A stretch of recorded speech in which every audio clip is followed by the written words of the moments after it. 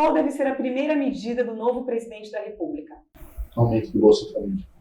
Aumento do Bolsa Família. O que o mercado espera do presidente Lula? Aumento de gastos. Aumento de gastos. Qual setor deve brilhar na Copa do Mundo? Consumo. Consumo.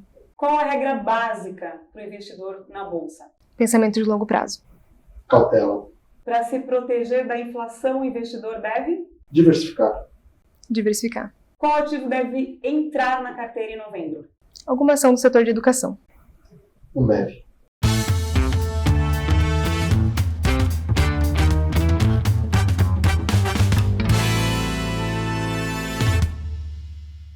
Olá, estamos começando o Papo Café e Lucros do mês de outubro de 2022. A conversa de hoje acontece aqui no estúdio da TV Estadão e eu tenho o prazer de receber a Alana Santos, que é especialista de renda variável e sócia da Aquavero, e o Bruno Tebaldi, que é analista de risco da Nova Futura. Olá, boa tarde, sejam muito bem-vindos. Boa tarde, tudo bom? Boa tarde, Giovana. É um prazer estar aqui hoje. Bom, é um prazer recebê-los aqui e a gente vai falar um pouco do cenário recente, né? Tivemos aí eleições presidenciais, segundo turno, Luiz Inácio Lula da Silva foi eleito presidente do Brasil e agora a gente quer entender como que fica o cenário para os investidores, qual que é a recomendação, como isso afeta os investimentos e como o investidor deve se preparar aí para os próximos meses. Vamos entender esse período agora que antecede a posse, né? Posso começar? Pode. Perfeito. O que a gente deve esperar no sentido de cenário, né? O que já havia sido precificado e provavelmente o que vai acontecer agora é que o mercado já espera que o Luiz Inácio Lula da Silva, né, o Lula, ele invista no crescimento econômico do Brasil, fomentado pelo aumento do gasto do governo. Então, aumento de gastos no sentido de fornecer facilitação de crédito para a pessoa física, investimento em educação, investimento em infraestrutura. Isso movimento economia, movimento consumo, principalmente, isso gera uma pressão inflacionária. Então, a gente deve imaginar que o Brasil, nos próximos 4 anos, navegue com uma inflação um pouco mais alta e, consequentemente, juros um pouco mais altos também do que a gente vinha observando no governo anterior. Nesse sentido, nos investimentos, especificamente nas ações, né, em renda variável, isso pode beneficiar os setores tanto de educação quanto de varejo, de consumo de baixa renda, tanto quanto o setor bancário, aí, principalmente bancos privados, né, evitando as estatais, que têm maior risco de intervenção governamental, como o Banco Bradesco, por exemplo. Bruno, você concorda? Qual que é a sua Concordo. tese? Eu acho que o presidente Lula, né, recém-eleito presidente Lula, ele deve mexer no mercado, aumentando os gastos, justamente caminhando nesse sentido, né, de aumentar o crédito, aumentar um pouco o seguro-desemprego, né, e isso vai realmente gerar um aumento de consumo. Então, setores ligados à educação e até mesmo setores, vamos falar, cíclicos, né, devem se beneficiar nesse novo cenário econômico que a gente está para chegar. Sim, sim. Eu acho que muitas pessoas ficam um pouco preocupadas em questão de empresas que costumam pagar bons dividendos, como seria o caso, né, da Petrobras. Sim. Então, acho que nesse momento é uma ação para talvez quem ainda não tem na carteira ter um pouco de cautela. Eu diria que sim, pelo menos com relação à Petrobras, eu diria que deveria ter um pouco de cautela, né? A expectativa que a gente tinha antes, né, era que a Petrobras seria privatizada no governo do Jair Bolsonaro, né, e isso não é uma coisa que a gente está esperando no governo do presidente Lula. Tá? Então, provavelmente deve ter um desconto aí da ação referente a isso, tá? E por isso o investidor deveria, se quiser entrar, tudo bem, mas com um pouco de cautela, né, principalmente na ação das estatais, não só a Petrobras, mas outras estatais também. Uhum. Com certeza, eu vou ter que concordar com o Bruno nesse sentido. O risco de ser uma estatal, mais do que essa precificação de uma tributação possível dos dividendos, é o principal fator de cautela na Petrobras, né? Além de ser uma commodity, ela é muito exposta a riscos macroeconômicos, mas o sentido de ser uma estatal aqui no Brasil, com um governo que precisa de fundos para financiar esses projetos sociais, é realmente um risco a mais que existe nessa empresa. Além das eleições, que outros fatores que marcaram o mês de outubro vocês consideram como relevantes e que têm causado maior turbulência e volatilidade no mercado financeiro? Uma questão de destaque que eu consigo citar, tá, é o conflito Rússia e Ucrânia, que a gente ainda não vê um término. Como se comportou 8 meses já, né? Como se comportou 8 meses. O problema é que a gente a gente tem se aproximado do inverno europeu, o que é um inverno relativamente frio, né, do ponto de vista que ele precisa de energia, ele vai precisar de gás, e os russos têm o controle do gás, têm o controle aí dessa, vou falar, matriz energética que alimenta a Europa, e isso eu acho que causou uma certa volatilidade. Então, em cima disso, a gente tem a questão da primeira-ministra do Reino Unido, que abdicou recentemente o cargo, que colocou um pouco mais de volatilidade, mas eu imagino que isso tenha sido alguma coisa mais pontual, principalmente para quem está acompanhando os mercados, né, na Inglaterra. Perfeito. Concordo também com o Bruno, né? Esse cenário realmente teve um grande destaque. E também esse cenário recessivo na Europa impactou fortemente as commodities aqui no Brasil, né? As commodities negociadas globalmente, e a Europa é um grande importador de commodities aqui do Brasil. Um cenário mais recessivo lá impacta no nível de importação que eles vão ter, então um choque de demanda em cima desses bens. Em contrapartida, o Brasil, que é um grande produtor de commodities, está tendo safras aí recordes esperadas, né? A gente está saindo de um período de entre safra para safras, então o aumento da demanda, quer dizer, uma redução da demanda e um aumento da oferta impactam numa queda de preços nesses ativos. Então, as empresas que são posicionadas nesse setor e até os investidores que gostam de investir em futuros e diretamente nos contratos têm sofrido com as carteiras no mês de outubro. Além disso, a gente teve uma deflação geral do IPCA até agora, mais uma pressão inflacionária em cima dos bens de serviços, e principalmente vestiário, coisas assim, também deu uma volatilidade a mais nas carteiras dos investidores. Então, os que estão bem posicionados em empresas de serviços estão ganhando muito dinheiro, provavelmente, acompanhando essa alta, mas os que estão posicionados em outras pontas podem ter sofrido com uma volatilidade a mais também. E aproveitando até esse gancho, para quais setores o investidor deve olhar agora, em novembro? Acredito que o setor financeiro seja um setor importante para a gente olhar nesse momento de novembro, né? A gente está em temporada de resultados e alguns bancos já reportaram resultados até acima das expectativas, então uma boa perspectiva aí de performance no último trimestre. Além disso, num cenário de vitória do presidente Lula, a gente vê que alguns bancos, com a facilitação de crédito para pessoa física, os que têm mais capilaridade para pessoa física e baixa renda, devem ser beneficiados com o volume de crédito a ser tomado nesses bancos. Eu concordo. O Brasil tem um destaque muito grande no setor financeiro. É um setor que particularmente eu gosto muito, né? Principalmente quando comparado com o mesmo setor em outros países, eu vejo que o Brasil se destaca nesse setor financeiro. Tá? Então, eu acho que esse setor tem grande ganho de ter uma boa performance no futuro próximo.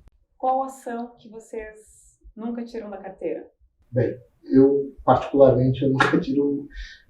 Todas as ações são trocadas, mas o setor financeiro eu costumo sempre ter na carteira. Perfeito. Eu não tenho nenhum apego com o setor ou companhia específico. Eu acredito nos fundamentos, tanto micro quanto macroeconômicos, e cada momento pede uma alocação específica. Então, busco me posicionar de acordo com o que está melhor adequado para o momento. E quando a gente pensa, olhando um pouco, que a gente vive um momento, né, de possibilidade de manutenção e até talvez diminuição, né, da taxa básica de juros, isso traz, digamos, começa a movimentar novamente as carteiras, porque muita gente saiu, né, de renda variável e foi para renda fixa. Então, entender que momento agora que vocês acham que o investidor pode ter no seu cenário para talvez rever o seu portfólio. Perfeito. Acho que ainda não é o momento da gente fazer grandes movimentações, porque apesar da taxa ter sido mantida até o momento, em breve vamos ter uma nova reunião, uma nova decisão do Copom, a previsão é de que comece realmente um ciclo de redução das taxas de juros a partir do final, segundo semestre de 2023. Então temos ainda um horizonte pela frente de juros em patamar alto. Mesmo com a redução, a expectativa aí é de que no final de 2023 a taxa de juros transite em torno de 11%, que ainda é uma taxa assim relevante, né? Mas apesar disso, além da taxa de juros do Brasil, é muito importante acompanhar a taxa de juros nos Estados Unidos, que é o fluxo de capital estrangeiro que tem vindo para o Brasil, entrado na bolsa de renda variável, justamente porque a taxa de juros lá estava muito baixa. Com a pressão de aumento de taxa de juros lá para controlar a inflação, a gente pode ver uma saída de capital estrangeiro da bolsa que pode impactar negativamente o Ibovespa também. O investidor brasileiro, ele costuma ter uma aversão grande a riscos. Então ele prefere sempre uma carteira mais de renda fixa. Eu estou falando por linhas gerais, né? E uma taxa de juros de 13% ou 11%, que é o que a gente está prevendo para o ano que vem, para metade do ano que vem, né, ainda assim é uma taxa muito atrativa para o investidor. O que vai causar o quê? Vai causar uma certa pressão negativa na bolsa, e o investidor não vai levar o seu dinheiro para a bolsa, vai levar o seu dinheiro para títulos de renda fixa, né? E com isso, provavelmente, a gente vai ter uma desvalorização da renda variável no Brasil. E eu concordo, a renda variável no Brasil, ela também é afetada pela taxa de juros americana. Obviamente, parte dos nossos investidores são pessoas estrangeiras, e a taxa de juros americana, que é a taxa de referência para o resto do mundo, é uma coisa que tem que ser levada em consideração, querendo. E para quem, apesar de todo esse cenário, mas aposta numa diversificação, inclusive considerando o mercado externo, aí nesse momento, para quem ainda não tem nenhum ativo externo, para que mercado poderia olhar? Pensando num cenário de longo prazo, obviamente. Né? Num cenário de longo prazo, atualmente, dado o cenário que a gente tem no mundo, onde está praticamente todos os países tentando combater a inflação que foi gerada no pós-pandemia, as taxas de juros devem subir em praticamente todos os países. Isso vai retirar o volume da bolsa. Eu esperaria pelo menos a inflação para controlada, vamos dizer, nos Estados Unidos, que é o país de referência, né, para que o investidor se sinta confortável em levar o seu capital para fora ou fazer uma diversificação do capital em ativos estrangeiros. Perfeito, esse é um bom ponto mesmo, essa diversificação com cautela, assim. Mas no momento, como a gente tem conversado, né, a tendência de que o Fed continue aumentando as taxas de juros para controle da inflação, se um investidor quiser diversificar, o ideal é começar com ativos de baixo risco em outro país. Então, por exemplo, comprado em taxas de juros americanas. É uma forma de diversificar com menor risco um ativo que tem uma tendência de valorização aí nos próximos períodos. E China, como vocês enxergam o mercado da China? Tivemos novidades também aí, né, no fim do mês, né, relacionada, né, à liderança, né, do país, né, mais um mandato aí, né, para o Xi Jinping. Então, entender, aí sim, quando a gente fala de China, tem uma proximidade maior, né, em relação a negócios, né, com o Brasil, né? Sim, a China, esse novo mandato do Xi Jinping, eu tenho a impressão que ele quer fazer um crescimento da China, né, um crescimento da economia chinesa. Se ele conseguir, isso vai ser bom para o Brasil, porque a China e o Brasil têm grandes negócios, principalmente pela a Vale do Rio Doce, exportadora de minério. A China é um dos grandes clientes que nós temos, né? Mas não só em termos de minério, mas também em termos de commodity, a China é um grande consumidor. Então, se o Xi Jinping conseguir fazer um crescimento da China igual estava tendo antes da pandemia, de 6% ao ano, 5% ao ano, 7% ao ano, eu acho que isso vai ser muito benéfico para o Brasil. Com certeza. O mercado tem precificado negativamente essa manutenção do governo do Xi Jinping. As bolsas lá mesmo derreteram, né, as bolsas asiáticas, e aqui no Brasil a gente vê também nos contratos ligados, ações ligadas à China também precificando um pouco negativamente isso. Esse porque a previsão é de que 2022 seja um dos primeiros anos, né, como ele comentou, que a China vai crescer menos do que 5 ou 6%, né, a previsão é de que cresça ali em torno de 3 a 4%. Então isso também é uma raridade. Isso impacta aqui na Bolsa, principalmente as ações de Vale, que vendem minério, né, uma das maiores fornecedoras de minério para a China, e que se o crescimento for menor, menos aquecido o mercado de construção, a construção demanda muito minério, muito aço, então sem isso é possível que impacte negativamente as ações da Vale. Além disso, a importação de boi gordo que eles fazem aqui do Brasil também tende a diminuir, e isso precifica também negativamente em cima dos contratos futuros dessa commodity. Sim. Então, é isso, né? Temos impactos aí no radar. Agora chegou aquele momento que eu gosto bastante, que é de conhecer alguma história, né, alguma experiência que tenha marcado a trajetória de vocês até aqui, e que, né, eu até brinquei antes da gente começar a gravar, que pode ser algo bom, pode ser algo negativo, mas que deixou um aprendizado, uma lição. Quer começar, Lara? Sim, pode ser. Teve uma coisa bem interessante, na verdade, que aconteceu comigo. Foi ano passado, a gente tinha entrado num trabalho na mesa de renda variável e tínhamos entrado num trade direcional na alta de 2 ações. Compramos, no dia seguinte estourou o Omicron, nova cepa do Covid-19, a bolsa derreteu, assim, a gente teve que estopar todas as operações. E aí, para manter o relacionamento com os clientes, liguei para todos, né, explicar o momento, né, que tinha acontecido com o trade, mas também com a posição da carteira dali para frente. E assim, a nossa preocupação era de passar uma segurança para o cliente que às vezes não tem um acompanhamento tão perto do mercado do que podia estar acontecendo, passar uma segurança, né? E o cliente falou para mim, um deles falou assim: poxa, Lana, nem imagino como deve estar sendo para vocês aí desse lado, né? Ter que trabalhar com tudo isso acontecendo. E aquilo me tocou porque a gente sempre pensa no lado do cliente, no lado do investidor. Mas nós também somos pessoas envolvidas com isso também. Às vezes tem dias que o mercado também vem para cima da gente, apesar de a gente trabalhar, acompanhar informações e dados, às vezes o mercado vai na contramão e não tem o que a gente fazer, né? Então lembrar que assim, os investidores são pessoas, nós somos pessoas também. No fim do dia, apesar de a gente trabalhar com dinheiro, trabalhar com lucros e investimentos, são pessoas trabalhando com pessoas. E o mercado é feito de pessoas, isso é sempre importante de lembrar. Então foi bem tocante para mim. Bem, eu vou contar um pouco da minha história pessoal. Eu sou engenheiro de formação e eu não sabia nada de investimentos, nada de economia, nada, né? E em 2012 eu notei que eu tinha esse gap, que eu queria aprender mais sobre esse assunto e eu fui atrás, me capacitei, comecei a fazer um mestrado, comecei a fazer um doutorado na sequência e isso possibilitou que eu trabalhasse hoje nesse mercado que eu acho maravilhoso. Conheço pessoas novas e estou mexendo aí vou falar, com aquilo que eu gosto.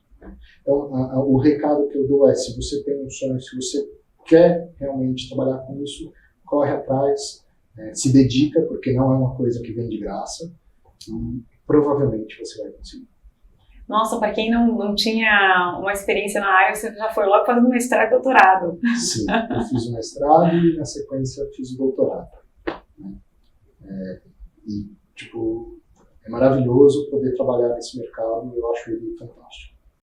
Pode deixar um recadinho rápido, final, para o investidor. Tenham paciência e calma nos seus investimentos. Às vezes os investimentos não dão certo, às vezes eles dão certo, mas você tem que ter calma e paciência para conduzir todos os seus investimentos. Com certeza. Cautela é a regra do jogo e também estar ciente da sua estratégia antes de começar a investir. Enquanto você está investindo, as coisas vão ao contrário e sempre com foco no longo prazo. A paciência, com certeza, vem trazer bons retornos. Maravilha. Bom, agradeço muito a participação de vocês. Muito obrigada. Obrigada, Giovana. Obrigada, Bruno. Espero revê-los em breve. Com certeza. Obrigada a você também pela companhia aqui em mais uma edição do Papo Café e Lucros. Nos vemos no fechamento de novembro. Um abraço e até lá!